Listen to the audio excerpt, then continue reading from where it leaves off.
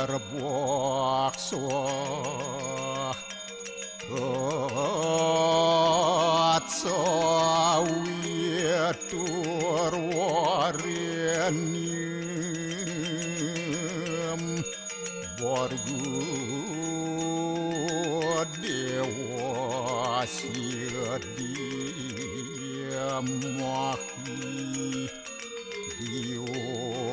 Ayonah porocu adayat Buam narayanu ewedem sarum yad buatem yasjabawiyam Sekolang niranjan niruya kalpun nirakyata sududewiku narayanu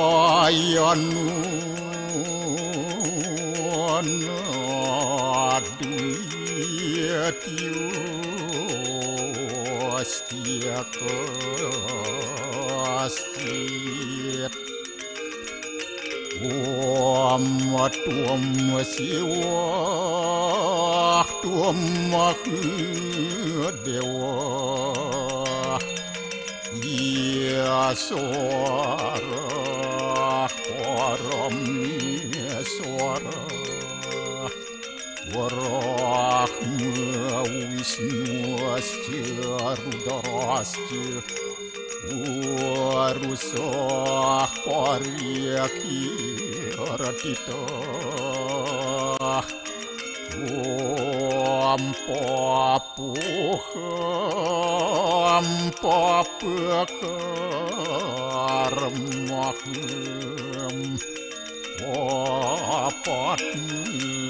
apa sambawa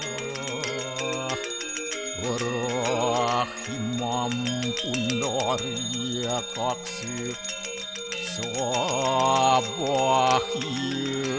biantara suci Om kesama dewa Suara peran kita angkara Mamuja suara papidya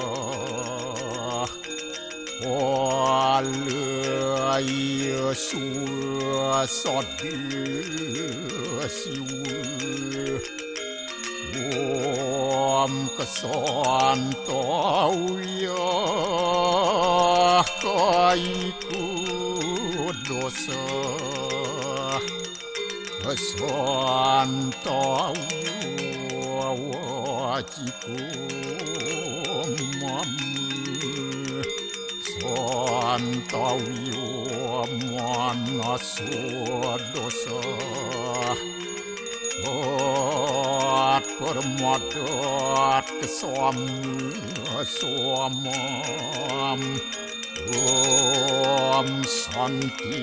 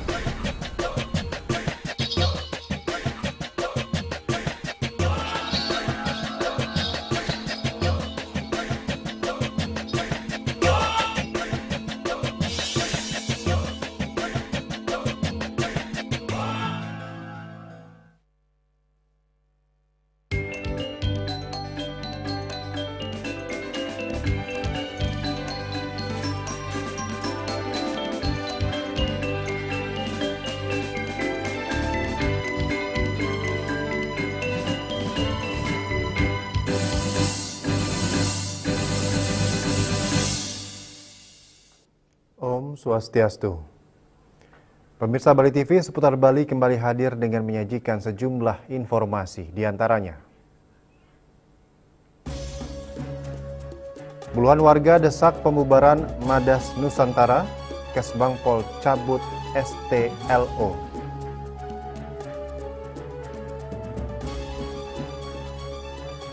Hari Lingkungan Hidup Sedunia, Gubernur Koster pimpin Korve bersih sampah di Pantai Samuk. Jangan lewatkan juga informasi menarik lainnya yang sudah disiapkan tim redaksi kami. Bersama saya Agus Jagatraya, inilah Seputar Bali selengkapnya.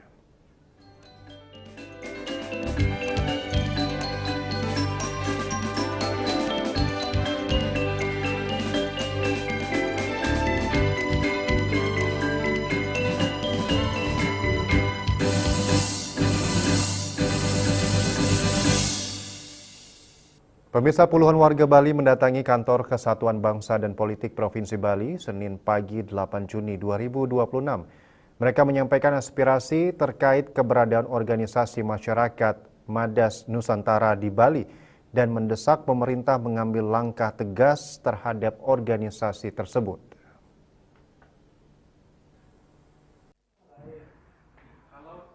Kedatangan massa mulai berkumpul di depan kantor Kesbangpol Bali. Mereka mendesak pemerintah mengambil langkah tegas termasuk membubarkan Ormas Madas Nusantara yang belakangan menjadi polemik di Pulau Dewata. Akhirnya perwakilan massa diterima dan rapat yang berlangsung tertutup itu dihadiri unsur tim terpadu pengawasan Ormas serta Kesbangpol Kota Denpasar.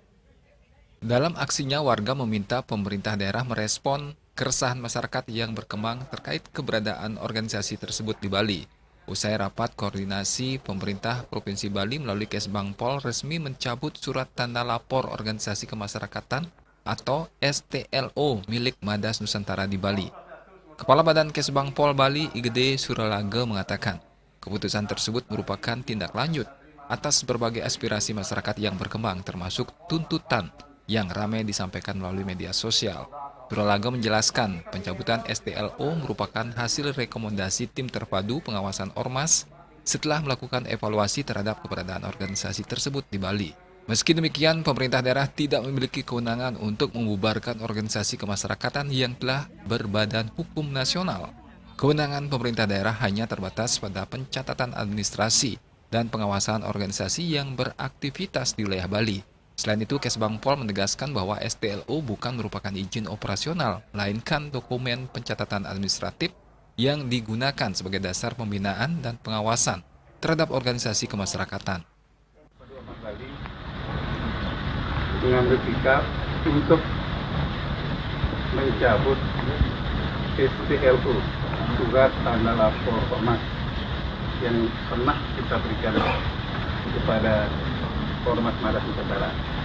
Dan dengan demikian, pada saat ini kami tidak mencatat, jadi atau bahasa lainnya Ormas Madas Nusantara tidak tercatat, dan kami akan terus melakukan evaluasi terhadap ormas yang ormas yang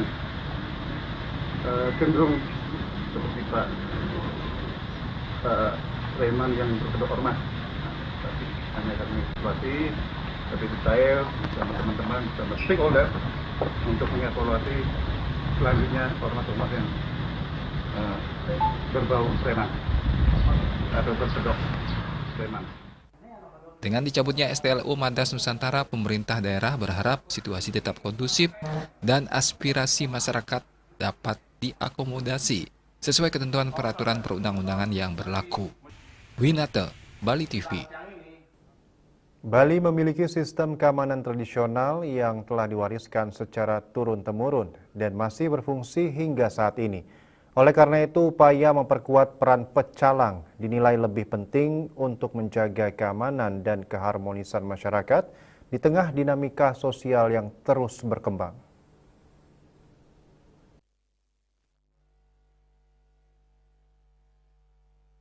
Penguatan peran pecalang menjadi langkah yang lebih relevan untuk menjaga keamanan dan ketertiban di Bali dibandingkan pembentukan organisasi kemasyarakatan ormas baru yang mengatasnamakan penjagaan keamanan Pulau Dewata. Keberadaan sistem keamanan berbasis adat yang telah mengakar dinilai lebih efektif dan sesuai dengan karakter masyarakat Bali.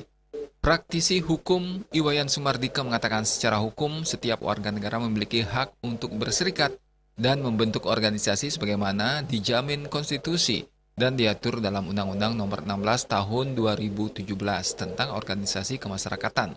Selama memenuhi persyaratan administratif dan ketentuan yang berlaku, keberadaan ormas tidak dapat dilarang. Meski demikian, ia mengingatkan bahwa pembentukan ormas yang berlandaskan identitas daerah, asal dan mengusung tujuan menjaga keamanan Bali perlu dicermati secara kritis. Kondisi tersebut berpotensi menimbulkan pengelompokan sosial di tengah masyarakat dan memunculkan persepsi adanya upaya penghimpunan kekuatan berdasarkan identitas tertentu. Jadi ormas itu ada undang-undang yang mengaturnya. Beberapa kali terjadi revisi gitu ya, sampai terakhir di Undang-Undang Nomor 16 2017. Jadi itu hak setiap warga negara untuk berkumpul, berserikat, mengeluarkan pendapat gitu ya. Itu kebebasan itu. Jadi kalau pecalang itu sudah kuat, orang yang mau bikin huru-hara gitu ya, persoalan di tanah Bali ya mikir dia gitu. Nah tinggalkan sekarang begini, jangan pada saat perlu kepada pecalang baru kemudian dipuji gitu ya, disanjung. Oh pecalang itu garda terdepan, oh pecalang itu begini. Kan begitu, kegiatan adat berlangsung terus menerus kok. Yang jaga siapa? Kemudian persoalannya ada perhatiankah kepada mereka kan gitu ya.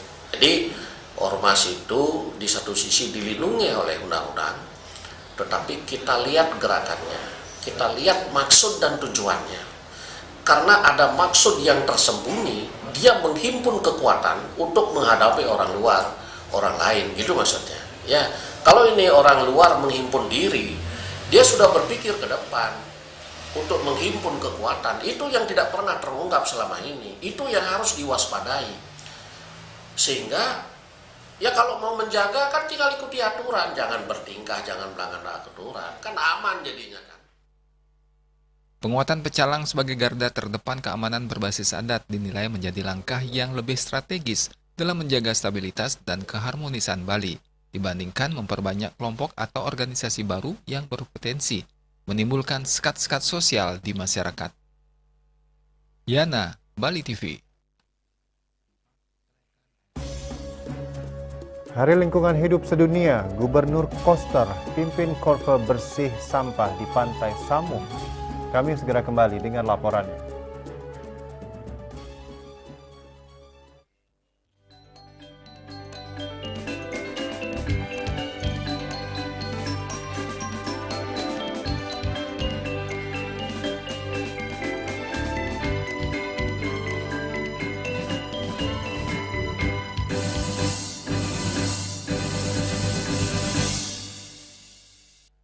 Kenal Veronica kok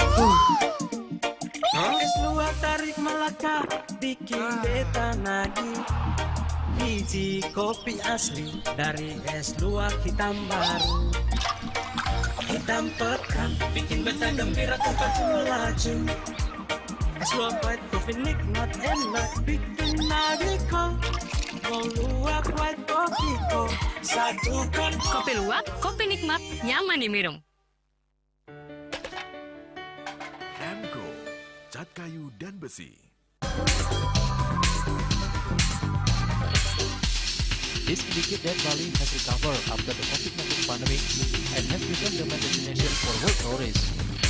However, for Balinese menu choices are also getting richer, such as samsam guling, tupuah balok, and hawar babi. Although many restaurants serve similar menus made from pork, Sky, they leave behind telltale characteristics of fragments of DNA circulating in the blood, called cell-free DNA.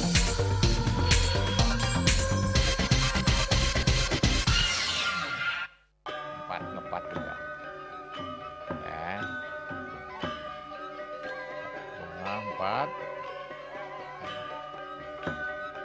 Tumpang alit-alit lagi papat.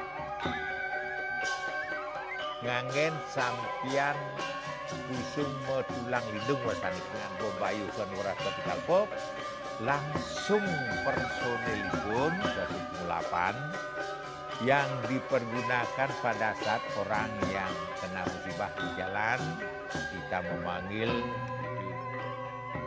Informasi seputaran aktivitas dan juga prestasi muda-mudi di Pulau Dewata.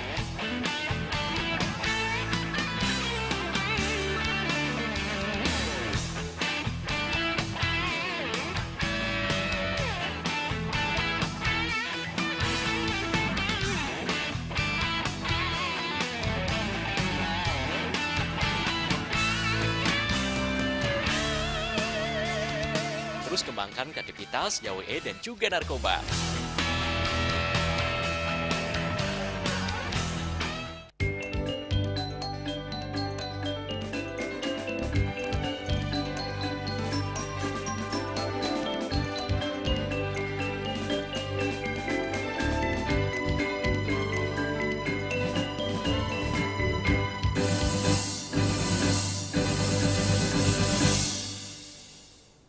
Pemirsa, serangkaian memperingati Hari Lingkungan Hidup Sedunia tahun 2026, Gubernur Bali Wayan Koster bersama Bupati Badung Iwayan Adi Arnawo memimpin kurve bersih sampah di kawasan Pantai Samuh, Kelurahan Benoa, Kecamatan Kuta Selatan, Sabtu Saniscara Wage, Juluwangi, 6 Juni 2026. Membaur dengan peserta aksi kurve yang terdiri dari ASN, TNI, Polri, dan pelajar, Gubernur Koster menelusuri kawasan pantai sambil memunguti satu demi satu sampah plastik.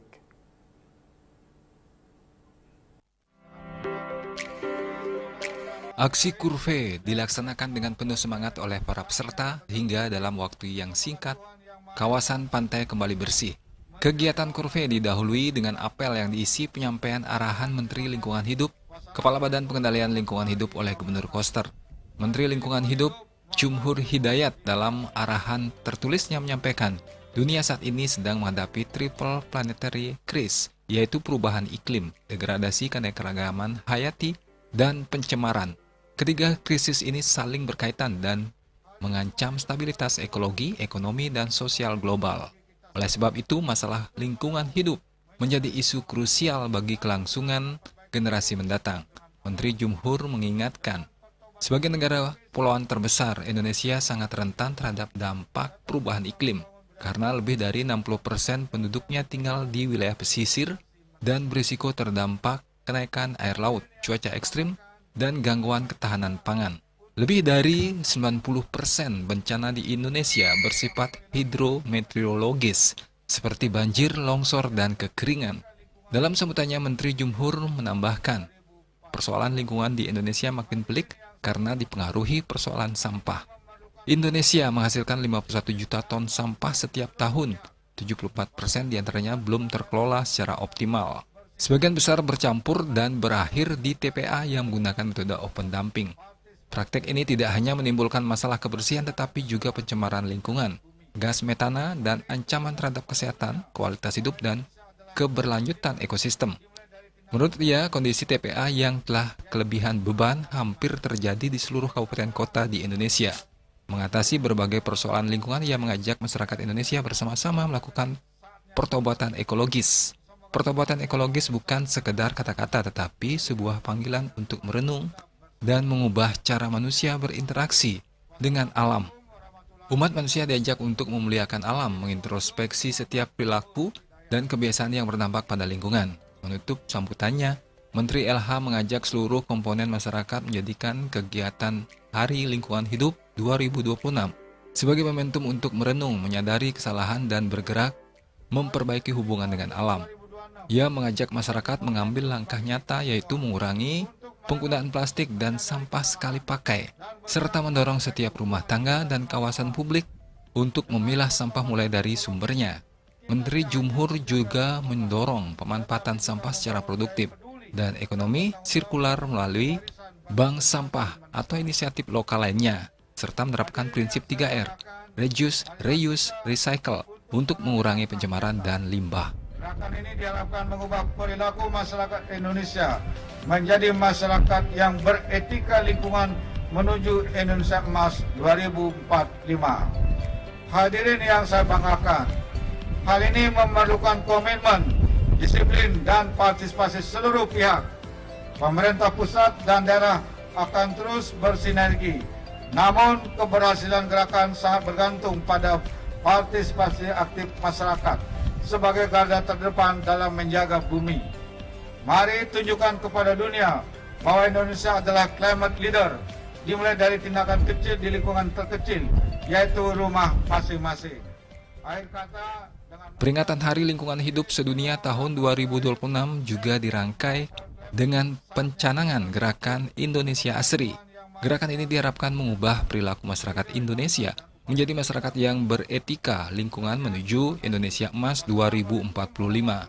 Usai pelaksanaan kurve bersih sampah, Gubernur Koster, Bupati Badung, pimpinan OPD Pemprov Bali dan Pemkab Badung mengikuti peringatan Hari Lingkungan Hidup Sedunia tahun 2026 tingkat nasional secara daring. Humas Pemprov Bali melaporkan. Perumda Air Minum Tirta Sewake Dharma Kota Denpasar menggelar sarasehan dan temu pelanggan dalam rangka hari ulang tahun ke-29 Perumda Air Minum Tirta Sewake Dharma Kota Denpasar di Hotel Ina Veteran pada Senin 8 Juni 2026. Dalam kesempatan tersebut, terungkap kepuasan pelanggan terhadap pelayanan Perumda Air Minum Tirta Sewake Dharma Kota Denpasar yang mencapai 82,3%.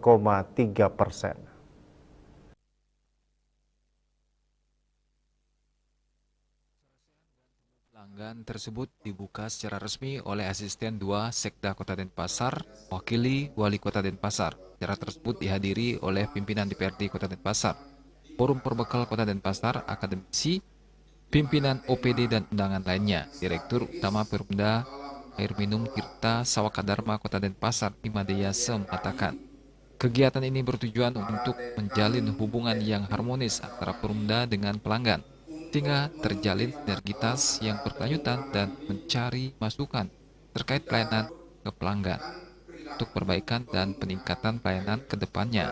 Sementara sarasehan bertemakan transformasi untuk air berkelanjutan, bertujuan menyamakan persepsi dan menyatukan langkah seluruh stakeholder dalam mewujudkan air yang aman untuk semua sekarang dan di masa depan sebagai bentuk harmonisasi air minum berkelanjutan menuju Denpasar maju. Selain itu, dengan terjaganya sumber daya air secara kualitas, kuantitas, dan kontinuitas dapat memberikan pelayanan secara optimal serta terjangkau bagi seluruh masyarakat Kota Denpasar. Ditambahkan Madeyase, untuk menjaga kelestarian daerah tangkapan air dan sungai, pihaknya telah melaksanakan beberapa kegiatan seperti penanaman pohon di sumber-sumber air maupun di sempadan sungai, dan aksi kebersihan serta memberikan bantuan CSR berupa mesin pencacah sampah organik dan membuat rumah magot. Kedepan Perumda juga telah membuat rencana pengamanan air minum yang bertujuan untuk memitigasi risiko mulai dari hulu sampai ke dengan hilir. Sampai dengan di pelanggan. Dalam sarasehan tersebut juga terungkap dari sisi perpipaan, Perumda baru mencapai 53% dari jumlah penduduk Kota Denpasar yang mencapai 680.000 jiwa. Sementara dari indeks kepuasan pelanggan, Perumda tercatat mencapai 82,3%, meningkat setiap tahunnya. Kita namanya IKP, Indeks Kepuasan Pelanggan, saat ini sudah tercapai 82,3%. Jadi dari tahun ke tahun memang meningkat. Artinya kepuasan pelanggan kita memang daerah yang kepuasan pelanggannya kecil kemarin dipengaruhi oleh pengaliran dari spam penet yang ada di daerah Padang Sambean dan Pasar Barat. Berarti tingkat keluhan itu kecil ya? Tingkat keluhan, karena memang keluhan pasti ada di kita, tapi kan kita respon kita satu hari pasti harus kita kerjakan. Itu karena kita punya tim respon cepat sekarang ada di Perumda. Di samping itu juga kita untuk memperkecil keluhan itu, kita setiap ada gangguan kita melaksanakan melalui WA broadcast, sehingga pelanggan kita sudah secara langsung kita mendapatkan penyampaian terkait dengan kondisi pengaliran air di kita, kalau memang ada gangguan itu.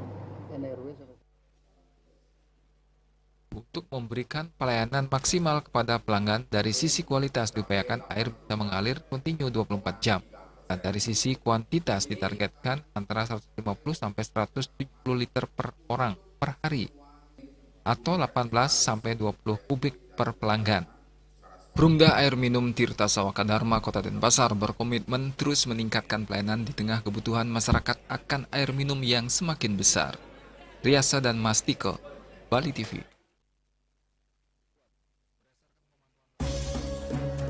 Kami akan segera kembali dengan informasi moratorium dapur MBG menjadi momentum benahi pengawasan dan evaluasi menyeluruh.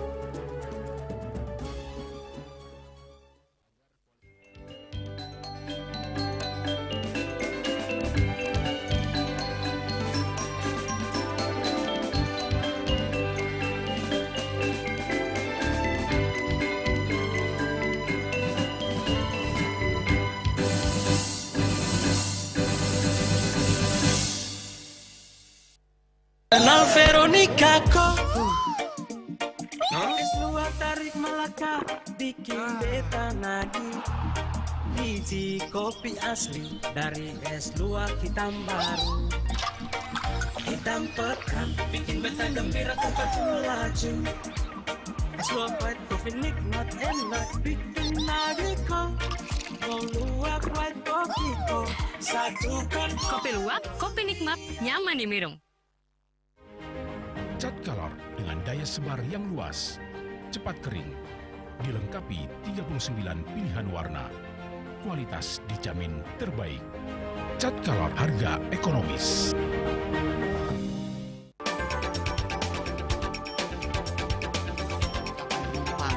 Pihak bandara telah melayani sebanyak 192.284 penumpang baik domestik maupun internasional. Operator mengatakan dari kunjungan wisatawan mencapai 3.000 pengunjung per hari tersebut. Ini mengacu pada perdagangan harga gabah yang juga semakin mahal saat ini. Kondisi itu pun membuatnya tidak maksimal memenuhi permintaan pasokan beras per pelanggan dan loyalitas anggota Linmas. Hadir dalam kegiatan pelatihan dan pembekalan tersebut,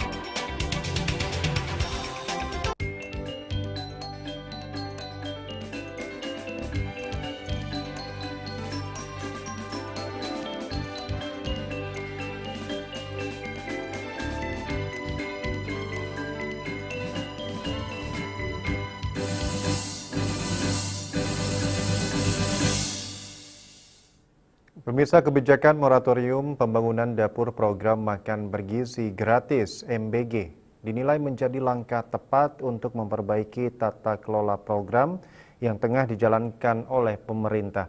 Momentum tersebut juga dianggap penting untuk mengevaluasi kualitas dapur yang telah beroperasi maupun yang masih dalam tahap persiapan.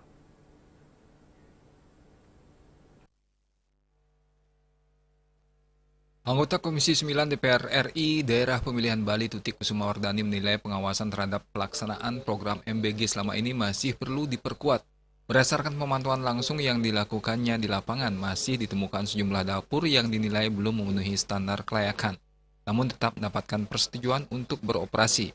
Menurutnya, kondisi tersebut harus menjadi perhatian serius Badan Gizi Nasional BGN agar kualitas layanan pemenuhan gizi bagi masyarakat khususnya peserta didik dapat terjamin. Ia juga telah menyampaikan berbagai temuan tersebut pada jajaran BGN termasuk petugas yang bertugas di daerah khususnya di Bali. Tutik menegaskan bahwa evaluasi tidak hanya perlu dilakukan terhadap aspek infrastruktur, tetapi juga terhadap mekanisme pengawasan dan penegakan aturan. Dapur yang telah mendapatkan peringatan namun tidak melakukan perbaikan, menurutnya perlu dikenakan tindakan tegas agar standar pelaksanaan program tetap terjaga. Pengawasannya yang kurang bagus kemarin, banyak sekali saya pantau di lapangan dan saya sendiri langsung turun ke lapangan. Ada banyak dapur-dapur yang tidak layak diloloskan. Nah, ini harus dievaluasi dan saya sudah sampaikan kepada BGN, staf BGN yang ada di daerah khususnya di Bali, saya sudah sampaikan bila perlu harus diambil tindakan yang tegas, yaitu berupa suspend. Seandainya sudah kita peringatkan tetap tidak diindahkan. Dengan evaluasi yang komprehensif, program MBG diharapkan dapat berjalan lebih aman, efektif, dan tepat sasaran dalam mendukung peningkatan gizi masyarakat. Yana, Bali TV.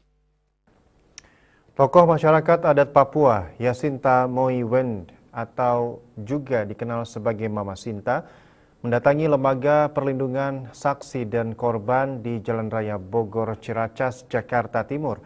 Tujuannya adalah meminta perlindungan negara terkait kejadian-kejadian negatif yang dialaminya setelah membuat laporan di Ditreskrimum Polda Metro Jaya perihal eksploitasi dirinya tanpa izin dalam film Pesta Babi.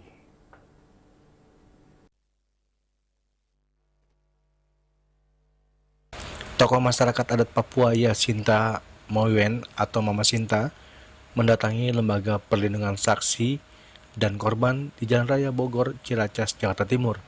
Kedatangannya tersebut bertujuan meminta perlindungan negara terkait kejadian-kejadian negatif yang dialaminya pasca membuat laporan di Ditreskrimum Polda Metro Jaya perihal eksploitasi dirinya tanpa izin dalam film Pesta Babi. Mama Sinta mengatakan dirinya merasa terancam setelah banyak tuduhan dan fitnah yang menyasar kepadanya. Satu di antaranya adalah tuduhan dirinya dibayar dan difasilitasi pesawat jet mewah saat berangkat ke Jakarta. Ia pun membantah atas hal tersebut. Saya tidak diculik. Saya masih ada sekarang. Orang-orang yang mereka lapor, mereka itu bukan keluarga saya. Tidak ada hubungan apa-apa dengan mereka. Yang mereka lapor saya. Ada yang dikenal apa? Saya tidak kenal, yang saya kenal Pastor Pius. Keluarga? Itu bukan keluarga saya, bukan saudara saya, atau bukan sekampung. Dia tidak punya hak untuk lapor saya ke Polres Merauke bahwa saya sudah diculik.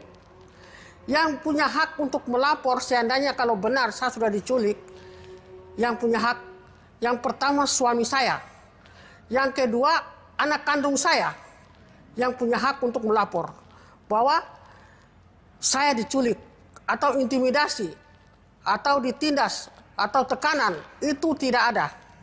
Saya di Jakarta ada baik-baik saja. Kenapa kalian di Merauke terlalu sibuk sekali dengan saya? Kalian bukan saudara kandung saya, atau anak saya, atau suami saya untuk melapor. Jadi mulai dari hari ini, stop sudah. Tidak usah kamu provokator untuk saya. Saya ada baik-baik saja. Kenapa kamu sibuk sekali? Jadi mulai dari hari ini, stop sudah. Yang saya berurusan cuma LBH Merauke, Teddy Wakum, yang dia sudah edarkan film Pesta Babi di mana-mana tanpa izin dari saya, tanpa pembicaraan. Itu yang saya bermasalah dengan Teddy Wakum, bukan dengan kalian yang banyak-banyak ada provokator itu.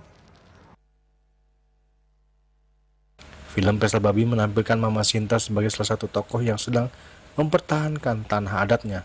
Namun dia tiba-tiba membuat pengakuan bahwa dirinya tidak pernah memberikan izin aktivitasnya dijadikan materi film.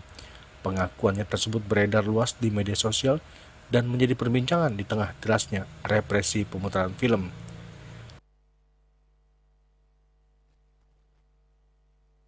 Dari Jakarta, Gili Suwati dan Ketut Sumadiasa melaporkan. Palebon mantan Sekda Badung, Iwayan Subawo, gunakan badai tumpang 7 dan lembu hitam. Kami segera kembali dengan informasinya.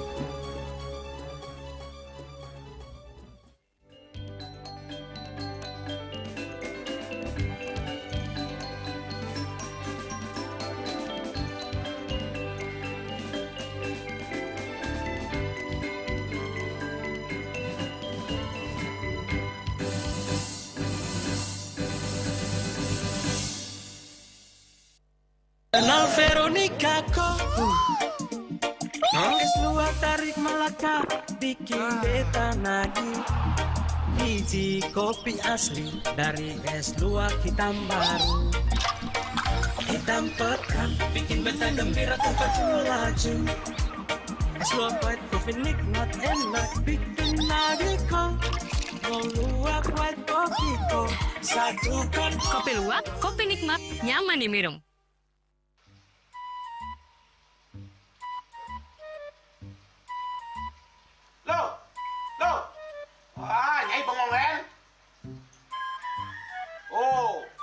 ngerti be, amun seorang perempuan, seorang istri melamun, isi dompetnya pasti KTP rogen.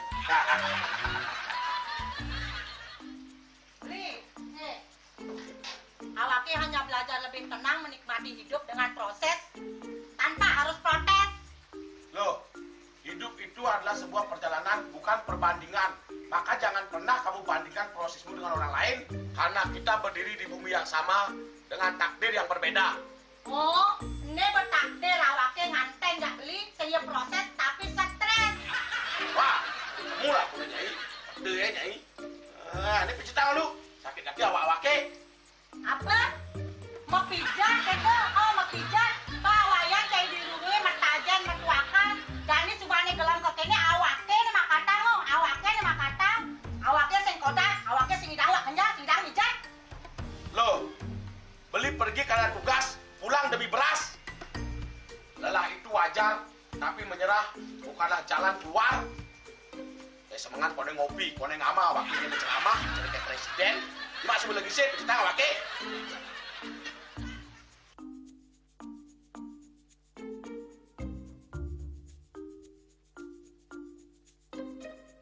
Kene be, kene awaknya makatang, awaknya bermedati ngencadang dongkang ini. Oh, kadang timpalnya jadi makatang, ngajak ke saya dirundungi wayan. Ini, ayo kemarin jangan bicaranya nih lo. Ini siap bicetan awaknya jangan beli, langise ada jangan. Wah, si lagi dunia nane ngorek tempe semangatnya kangon. Melang saya beli ngomong, ini madan minyak gana pati. Aduh, sudah lo, bersegel beli lo. Pemelan nih. Pemelan, jangan nggak dikasat lagi sini. Apa dikasat lagi sini lo? Coba tinggalin. Nih di HP ini ada beli. Nak liu khasiatnya nih beli waktu nak nganggon minyak gana pati ada nih beli meringankan apa ada nih kaki terkilir, keseleyor, emate, pegelinu, pila, kesemutan, bangcang sakit pokoknya menggenap khasiatnya nih. Nih, mana gijil? Yang ke sana kona panaki, awaknya saya ketakona. Jadi awaknya bersehat. Ini awaknya bisa nyai di kamar ini. Ya, aku asingnya. Asingnya nyai, awaknya bersegar di kakak lain nyai. Beli. Baik.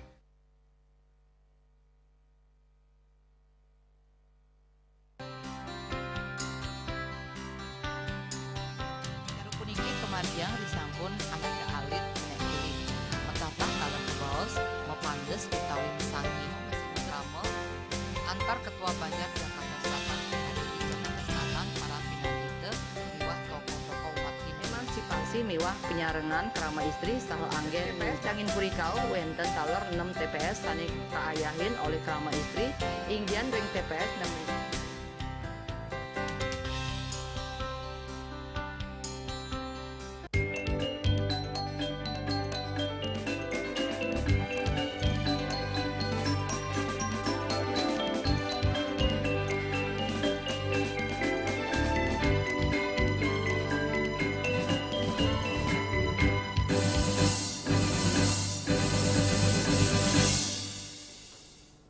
Pemirsa, puncak upacara Pelebon Jero Bendesa Adat Pagan sekaligus mantan Sekretaris Daerah dan penjabat Bupati Badung, Dr. Iwayan Subawu SH.MH, dilaksanakan Senin 8 Juni 2026. Prosesi Pelebon menggunakan bade tumpang 7 dan lembu hitam di Setre Bantas dan Pasar Timur.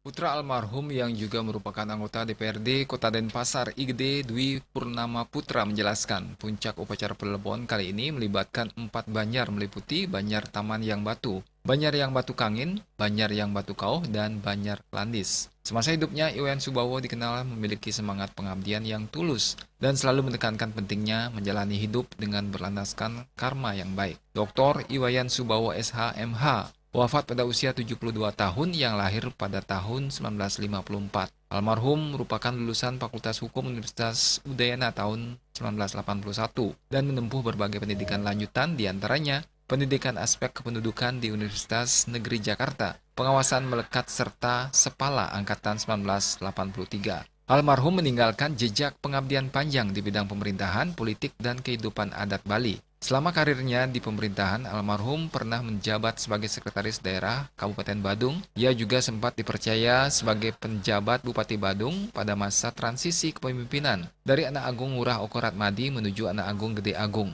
Selain itu, almarhum pernah menduduki berbagai jabatan strategis lainnya, antara lain penjabat Sekda Badung, Asisten 1 Tata Praja Sekwilda Badung, hingga Kepala Bidang Sosial Budaya pada Badan Perencanaan Pembangunan Daerah Bapeda, Kabupaten Badung dan Tabanan. Di bidang politik, almarhum tercatat aktif sebagai Ketua Dewan Pertimbangan DPD Partai Golkar Provinsi Bali periode 2024-2025.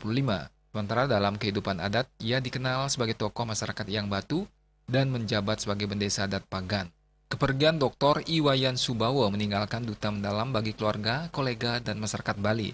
Almarhum meninggalkan seorang istri dan 3 orang anak, beserta keluarga besar yang terus mengenang dedikasi dan keteladanan beliau dalam mengabdi kepada masyarakat.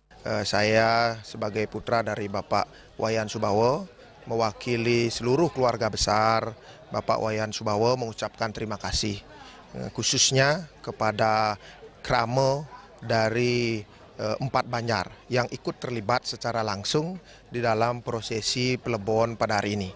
Yang pertama adalah krama dari Banjar Taman Yang Batu, kemudian Banjar Yang Batu Kangin, kemudian Banjar Yang Batu Kauh, dan Banjar Klandis.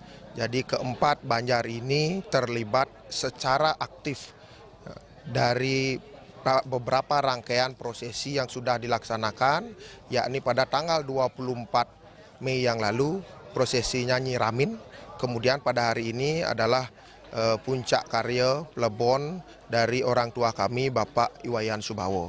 Beliau adalah sosok yang betul-betul menjadi teladan bagi kami keluarga dan juga bagi masyarakat tentunya, karena beliau memiliki semangat yang ikhlas di dalam pengabdian.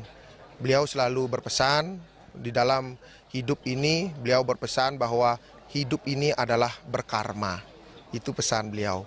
Jadi manfaatkan waktu di dalam kehidupan ini untuk mengabdi kepada masyarakat tentunya.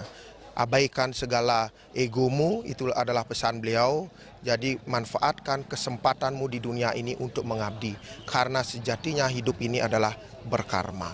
Itu yang selalu beliau pesankan kepada kami, anak-anaknya, dan juga kepada semua keluarga besar kami.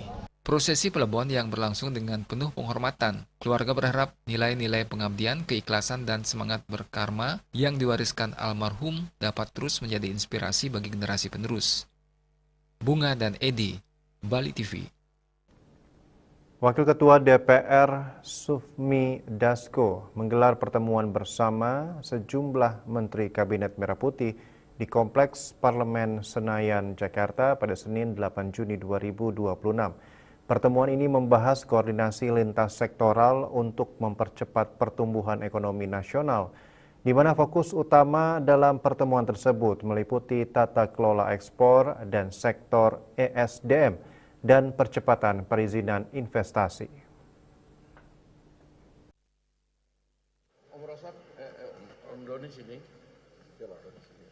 Wakil Ketua DPR RI Sufmi Dasko Ahmad memimpin rapat koordinasi dengan sejumlah Menteri Kabinet Merah Putih di Gedung Nusantara II Kompleks Parlemen Senayan, Jakarta pada Senin 8 Juni 2026. Hadir dalam pertemuan tersebut Menteri Sekretaris Negara Prasetyo Hadi, Menteri ESDM Bahlil Lahadalia, Menteri Hukum Supratman Andi Aktas, serta Kepala BP BUMN Doni Oskaria. Dalam keterangannya, Dasko menjelaskan DPR bersama pemerintah membahas sejumlah isu strategis, diantaranya terkait upaya percepatan pertumbuhan ekonomi nasional, perbaikan tata kelola ekspor, serta penguatan sektor energi dan sumber daya mineral. Selain pemenahan internal di sektor ESDM dan ekspor, Dasko menekankan bahwa pemerintah dan DPR tengah menggodok regulasi untuk menyederhanakan perizinan investasi. Langkah ini diambil guna memotong birokrasi yang selama ini menghambat masuknya modal ke Indonesia. Diskusi pada hari ini adalah kami melakukan koordinasi bagaimana kita mempercepat pertumbuhan ekonomi, sekaligus kemudian membicarakan tata kelola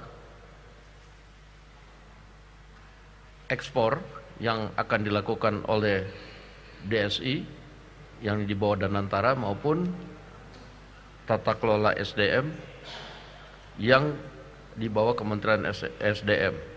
Serta kemudian kami juga berdiskusi bagaimana membuat aturan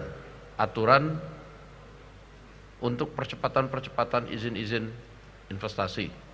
Dalam kesempatan yang sama, Kepala BP BUMN Doni Oskaria menjelaskan bahwa untuk periode Juni hingga 31 Desember 2026, PT DSI akan beroperasi sebagai perantara tunggal sebagaimana diamanatkan dalam peraturan pemerintah. Menurutnya, tugas utama yang dijalankan adalah memastikan tidak terjadinya praktik under invoicing maupun transfer pricing dalam kegiatan ekspor sumber daya alam Indonesia. Dia menyebut pengawasan tersebut penting untuk menjaga optimalisasi penerimaan negara dari sektor ekspor. Doni juga memastikan seluruh pelaksanaan tata kelola ekspor akan dilakukan secara transparan, akuntabel, dan dapat dipertanggungjawabkan. Bahwa untuk periode Juni sampai dengan 31 Desember bahwa DSI ini akan beroperasi sebagai perantara tunggal. Dan ini juga diamanatkan di dalam PP. Tugas kita adalah memastikan bahwa tidak terjadi under invoicing dan juga transfer pricing di dalam ekspor dari sumber daya alam yang kita miliki. Dan tentu saja di dalam pelaksanaannya kami akan melakukan secara transparan, akuntabel, dan dapat dipertanggungjawabkan, dan semua masyarakat Indonesia juga nanti tentu akan dapat mengamati, mencermati, karena memang sudah komitmen daripada Danantara Indonesia untuk selalu melaksanakan pengelolaan Danantara secara transparan dan akuntabel. Nah, ini yang pertama. Yang kedua, kami juga akan tetap menjalankan kontrak-kontrak yang sudah dimiliki oleh seluruh perusahaan, tentu akan berjalan sebagaimana yang mereka miliki. Selama itu tidak terjadi tadi yang kita hindari, yaitu under invoicing dan transfer pricing, ini berjalan sebagaimana biasanya. Dan kita sedang mendevelop satu sistem digitalisasi untuk memastikan bahwa seluruh transaksi sumber daya alam kita itu dilakukan secara wajar dan transparan. Jadi buat seluruh pengusaha dan juga masyarakat Indonesia, tidak perlu ada yang dikhawatirkan bahwa semua kontraknya berjalan dengan normal. Kami hanya memastikan sampai dengan nanti kita menemukan pola yang lebih baik setelah 31 Desember tahun 2026. Juli Suwarto dan Ketut Semadiasyah melaporkan. Menteri Hukum Republik Indonesia Supratman Andi Aktas menjawab berbagai aduan masyarakat soal masalah hukum dalam kegiatan bertajuk Pasti Ada Solusi di kantor Kementerian Hukum Jakarta. Supratman mengatakan kegiatan ini menjadi uji publik terkait pelayanan di Kemenkum, meskipun ia meyakini sejauh ini kualitas pelayanan di kementeriannya sudah terbilang baik.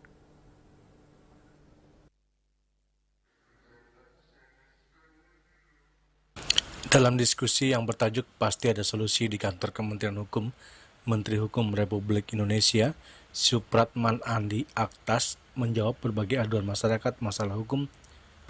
Supratman mengatakan kegiatan ini sekaligus menjadi uji publik terkait pelayanan di Kemenkum, meskipun ia meyakini bahwa sejauh ini kualitas pelayanan di kementeriannya sudah terbilang baik. Karenanya lewat acara Pasti Ada Solusi, Supratman ingin mendengar aduan maupun keluhan masyarakat terkait pelayanan di Kemenkum. Selain itu, Supratman menyebut kegiatan ini juga merupakan amanat dari Presiden Prabowo Subianto terkait pelayanan kepada masyarakat. Ini Bapak Presiden kan, Bapak Prabowo Subianto selalu menekankan reformasi birokrasi itu penting. Tugas birokrasi, apalagi saya sebagai Menteri Pembantu Bapak Presiden, tugasnya melayani. Nah, kami mencoba membangun sebuah sistem di Kementerian Hukum ini berdasarkan data. Kami yakin kepuasan layanan publik di Kementerian Hukum sangat baik. Kira-kira di angka 95 sampai 98% seluruh layanan itu diselesaikan. Tapi saya belum puas karena masih ada 3 sampai 5% itu masih ada yang belum puas. Karena itu, itulah yang 5% itu yang kami ingin dengar agar semuanya bisa diselesaikan tepat waktu sesuai dengan percepatan yang diinginkan oleh Bapak Presiden. Nah, karena itu ini sekaligus menjadi alat kontrol bagi masyarakat dan saya sebagai menteri untuk melihat perilaku teman-teman di Kementerian Hukum dalam hal layanan publik. Jadi very simple. Karena itu kenapa kami lakukan? Karena saya yakin apa yang kami sudah lakukan, reformasi birokrasi, digitalisasi, inilah yang terbaik buat Republik Indonesia, memberi kepastian hukum sesuai dengan keinginan Bapak Presiden Prabowo Subianto.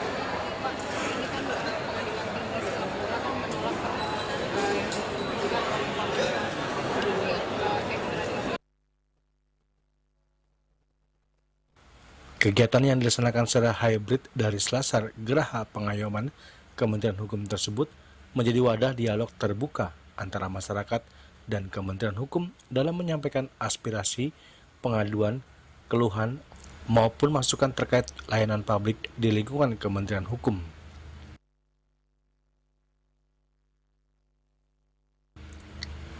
Dari Jakarta, Juli Suwatu dan Ketut Sumadiasa melaporkan.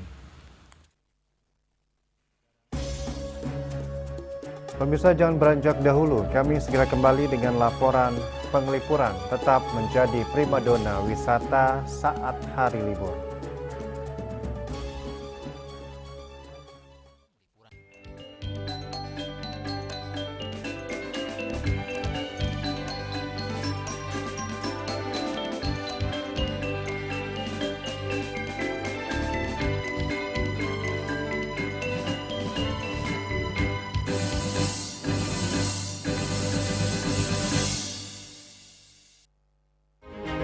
Cat Color dengan daya sebar yang luas, cepat kering, dilengkapi 39 pilihan warna. Kualitas dijamin terbaik. Cat Color harga ekonomis.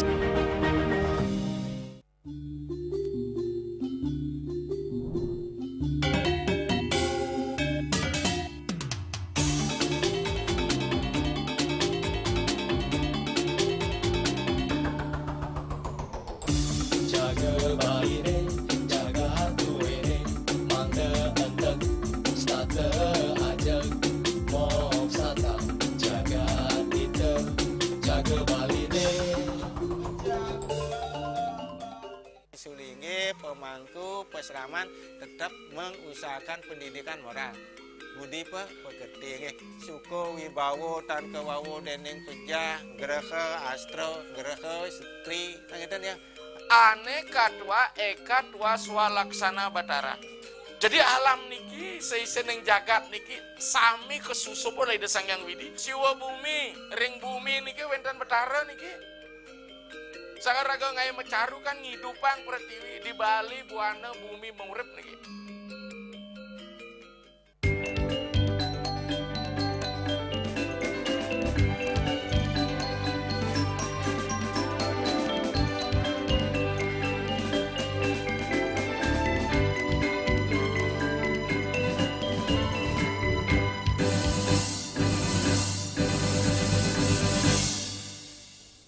Pemirsa, objek wisata Desa Wisata Penglipuran di Kabupaten Bangli selalu menjadi salah satu destinasi favorit wisatawan saat musim liburan. Saat hari libur, kawasan desa wisata yang dikenal dengan kebersihan, keasrian, dan keunikan budaya Bali ini ramai dikunjungi wisatawan dari berbagai daerah.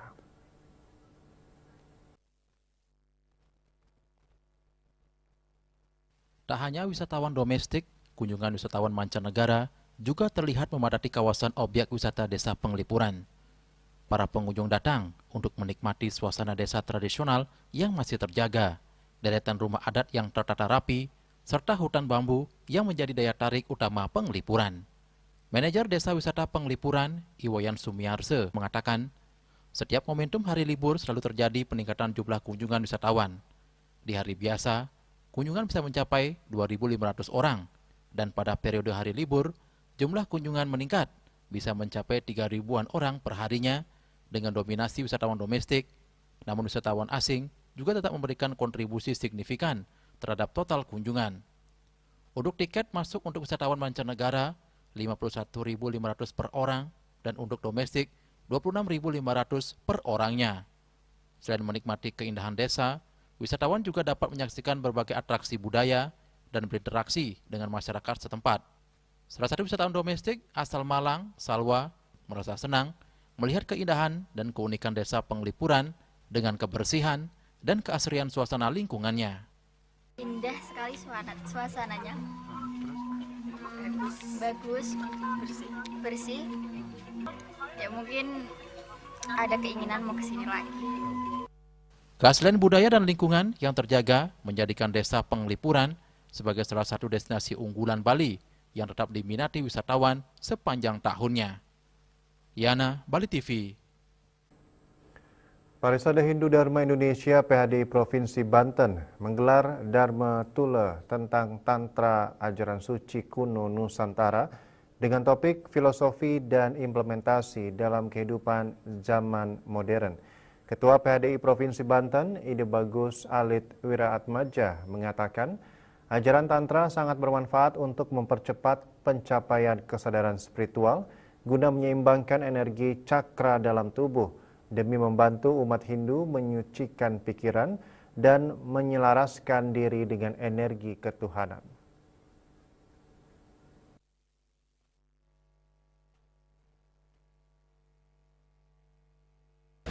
Parisade Hindu Dharma Indonesia Provinsi Banten menggelar kegiatan Dharma Tula Tantra Ajaran Suci Kuno Nusantara dengan topik filosofi dan implementasi dalam kehidupan zaman modern.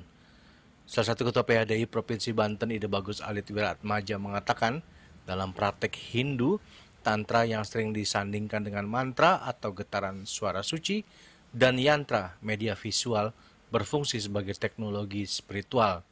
Ide Bagus Alit Wiraatmaja kembali mengatakan, penyucian dan transformasi diri, Tantra membantu memurnikan energi dan menyucikan badan manusia sehingga terhindar dari pikiran dan perbuatan negatif. Keseimbangan spiritual dan material, yakni jalan spiritual ini bertujuan untuk mencapai kebebasan tertinggi, moksa, sekaligus menikmati kesejahteraan dan kebahagiaan di dunia. Ajaran ini bersifat sakral, sehingga aplikasinya membutuhkan tata krama dan bimbingan seorang guru agar dijalankan dengan benar. Selatan ya, bahwa bagaimana berkolaborasi ke dalam Hindu Nusantara sehingga tantrik ini dikenal secara luas di Hindu Nusantara, sehingga kita ingin tahu apa filosofi dari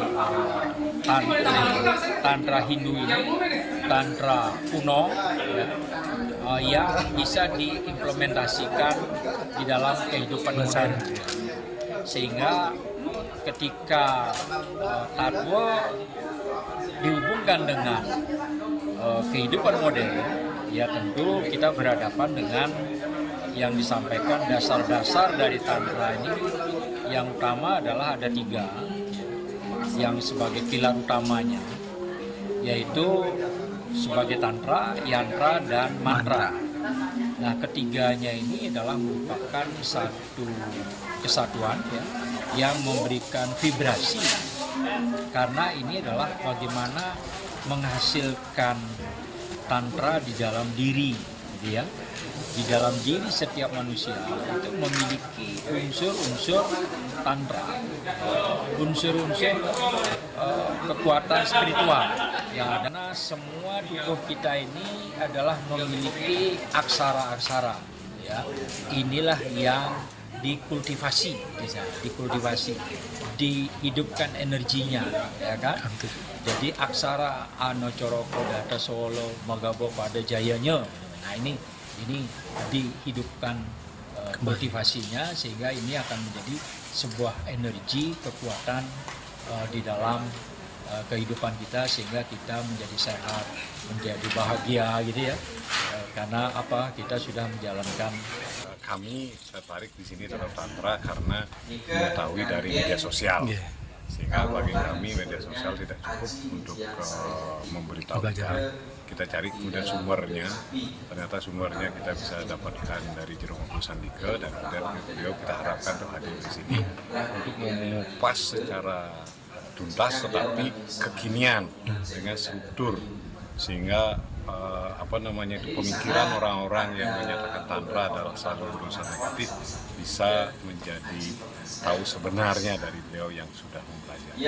Itu utamanya. Kemudian yang paling penting adalah apa implementasi yang kita bisa bawa ke dalam diri kita. Pemikiran-pemikiran yang mungkin mengganggu, merusak jiwa-jiwa kita dengan kesibukan.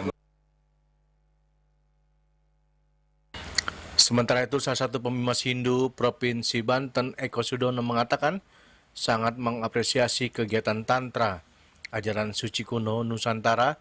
Dengan mempelajari ajaran Tantra, umat Hindu melalui sarana meditasi dan fokus melalui penggunaan yantra sebagai diagram geometris, umat Hindu terbantu untuk memusatkan pikiran dan menghubungkan diri dengan energi sakral Dewata.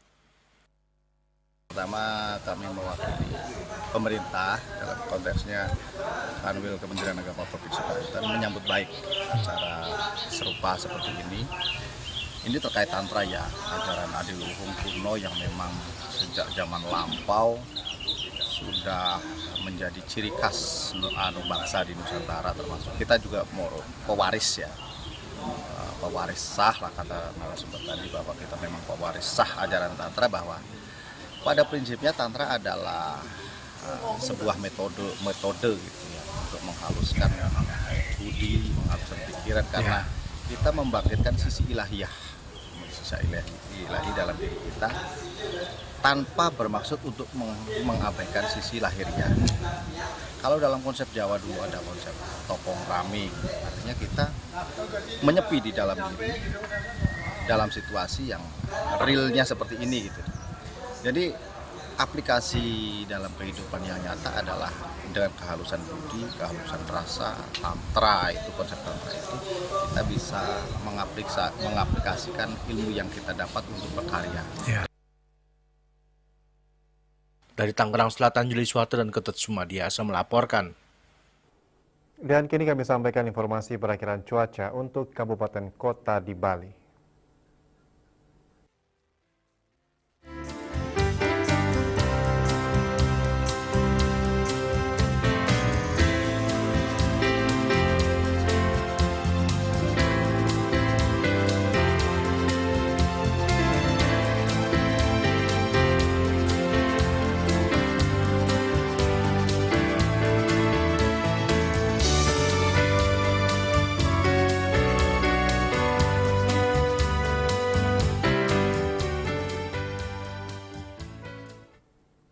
Seputar Bali bersama Minyak Kapun Gandapati, Usada Bali, keluarga sehat. Update terus informasi Anda dengan subscribe dan like YouTube channel Bali TV @News Bali TV. Mewakili redaksi yang bertugas, saya Agus Jagetraya pamit undur. Terima kasih atas perhatian Anda dan sampai jumpa. Om Santi Santi Santi Om.